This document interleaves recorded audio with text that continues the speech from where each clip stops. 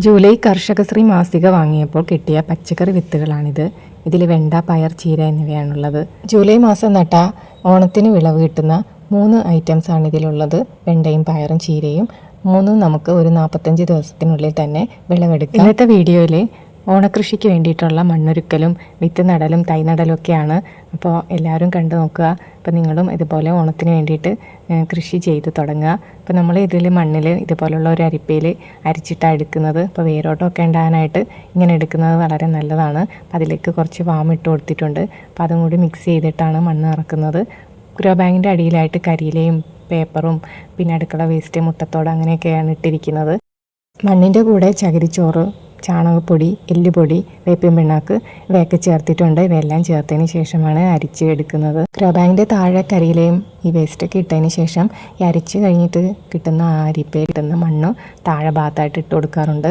കല്ലൊക്കെ അതൊക്കെ മാറ്റിയിട്ട് ബാക്കി അങ്ങനെ ഇട്ട് കൊടുക്കാറുണ്ട്. പിന്നെ താഴെ നമ്മൾ അരിച്ച മണ്ണാണ് മേളിൽ ഇട്ട് കൊടുക്കുന്നത്. ഇങ്ങനെ ചെയ്യുമ്പോൾ ചെറിയ ചെടികളൊക്കെ നടുമ്പോൾ അതിന് വേരോട്ടം, ചെടിക്ക് നല്ല വേരോട്ടം ഉണ്ടായിട്ട് ചെടി നന്നായിട്ട് വളരും. കുമ്മായം ഇട്ട് 15 ദിവസം ട്രീറ്റ് ചെയ്ത മണ്ണിലാണ് നടേണ്ടത്.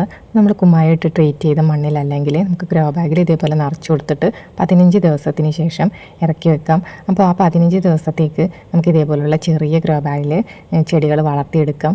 അപ്പം ഞാൻ വഴുതന, പയർ, തക്കാളി ഇതെല്ലാം ഇതേപോലുള്ള ഗ്രോ ബാഗിലാണ് വളർത്തിയെടുക്കുന്നത്. ഇതിന് ശേഷം നമ്മൾ ഇതേപോലുള്ള സന്ദർഭങ്ങളിൽ ഇങ്ങനെ വളർത്തിയിട്ട് നമുക്ക് മാറ്റി വെക്കാം. പിന്നെ ഈ മഴക്കാലത്ത് ഇതേപോലുള്ള കീടങ്ങളുടെ ആക്രമണമാണ് പ്രധാനമായിട്ടും ഉണ്ടാകുന്നത്. അതിന് നമുക്ക് വെളുത്തുള്ളി, വേപ്പെണ്ണ മിശ്രിതം തളിച്ചു കൊടുക്കാം. ഇത് ഒരു പരിധി വരെ അത് മാറിക്കിട്ടും. വെണ്ട മാത്രം നമ്മൾ ഇതേപോലെ വലിയ ഗ്രോ ബാഗിൽ തന്നെ വെക്കണം. കാര്യം വെണ്ട മാറ്റി നടുമ്പോൾ അത് നന്നായിട്ട് പിടിച്ചു കിട്ടില്ല.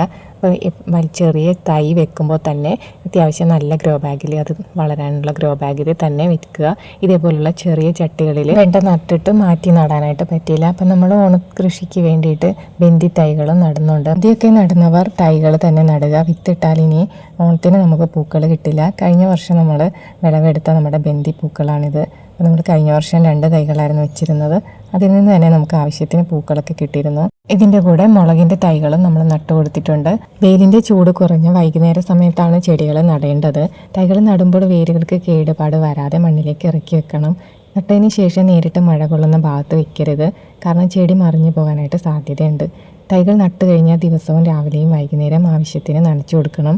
കഞ്ഞിവെള്ളം പുളിപ്പിച്ചത്, പച്ചക്കറി വേസ്റ്റിൻ്റെ സ്ലറി എന്നിവയൊക്കെ ഇടയ്ക്ക് ഒഴിച്ചു കൊടുക്കാം. കീടശല്യം ഒഴിവാക്കാൻ ആഴ്ചയിൽ ഒരിക്കൽ ഏതെങ്കിലും ഒരു കീടനാശിനി, ജൈവ കീടനാശിനി സ്പ്രേ ചെയ്ത് കൊടുക്കുക. അപ്പോൾ ഇത്രയൊക്കെ ശ്രദ്ധിച്ചാൽ നമുക്ക് ഓണത്തിന് നമ്മുടെ വീട്ടിൽ വേണ്ട കുറച്ച് പച്ചക്കറിയെങ്കിലും നമുക്ക് കൃഷി ചെയ്യാനായിട്ട് പറ്റും.